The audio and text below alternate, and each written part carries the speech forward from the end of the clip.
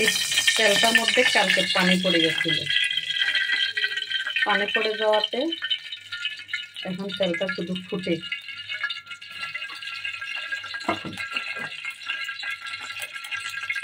এগুলোকে দিয়ে দে, দাঁড়া, এগুলো দিয়ে দে।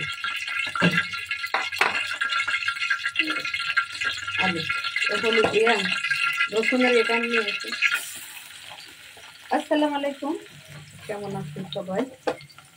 আশা করি সবাই ভালো আছেন। আলহামদুলিল্লাহ, আমি নীলুফা, সিলেট থেকে। আল্লাহর রহমতে আপনাদের দোয়ায় আমি ভালো আছি।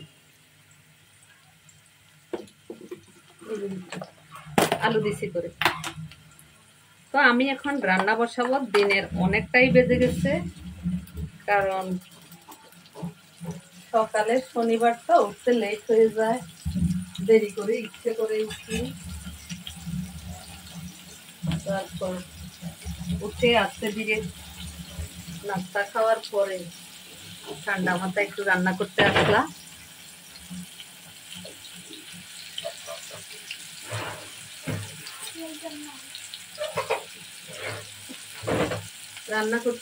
রসুন কাটাতে রান্না করতে আসলাম,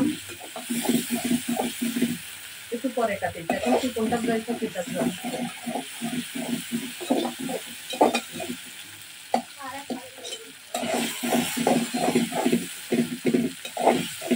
চাটনিটাও নিয়ে যাও, কাপড়ে মার দিবে যায় দেয়, এই জন্য কাপড়ও নিয়ে গেল,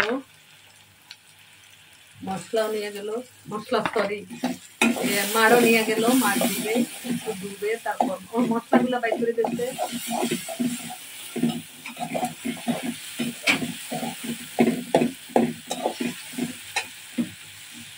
রান্নাটা করে ফেললে মোটামুটি 1-2 দিন যায়, গিয়ে প্রত্যেকদিন রান্নাই করতে হয় না।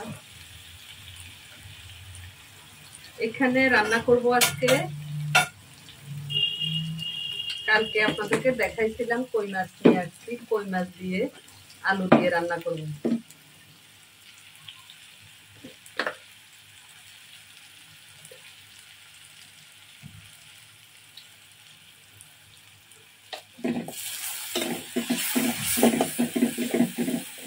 কই মাছ দিয়ে আলু দিয়ে রান্না করলে ভালোই লাগে খেতে।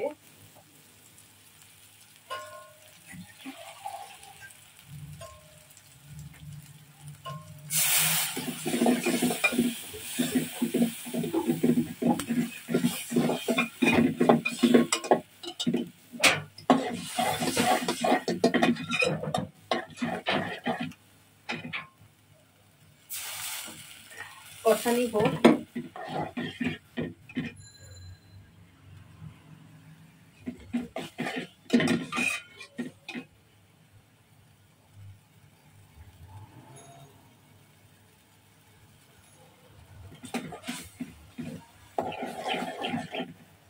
আমি একটু জিরা গুঁড়াও দেবো এখানে। কই মাছ যখন আলু দিয়ে রান্না করি আমি একটু সবসময় জিরা গুঁড়াও দিই, অল্প সামান্য দিলাম। অন্য তরকারি দিয়ে যদি রান্না করি তাহলে জিরা গুঁড়াটা দেই না।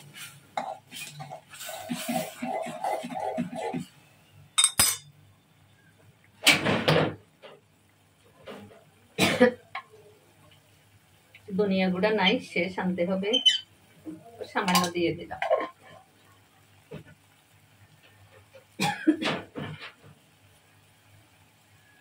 এখন আলুটা দিয়ে একটু কষাবো।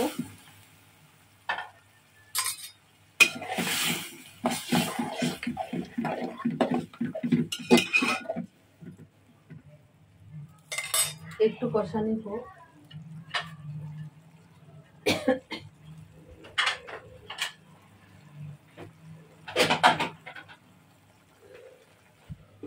ঢাকনাটা দিয়ে দিলাম, আরো একটু পরে আসবো।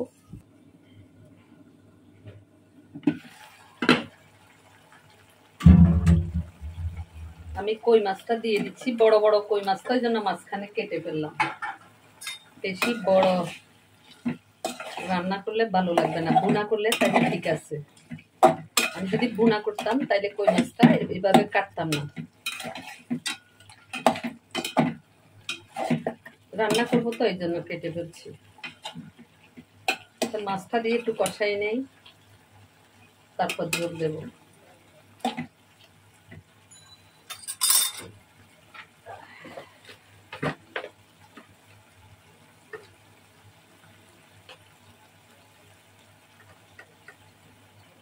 লবণ তো দিলাম, সরি আমি তো লবণ দিতেই শুধু ভুলে যাই সবসময়।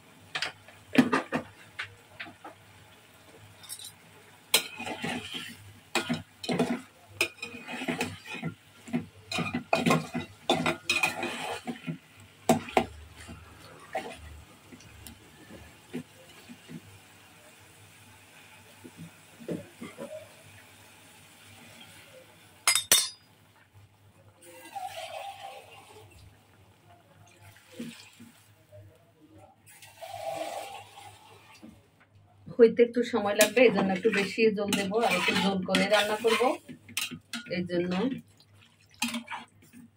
জল বেশি দেব। আস্তে আস্তে হোক। এখন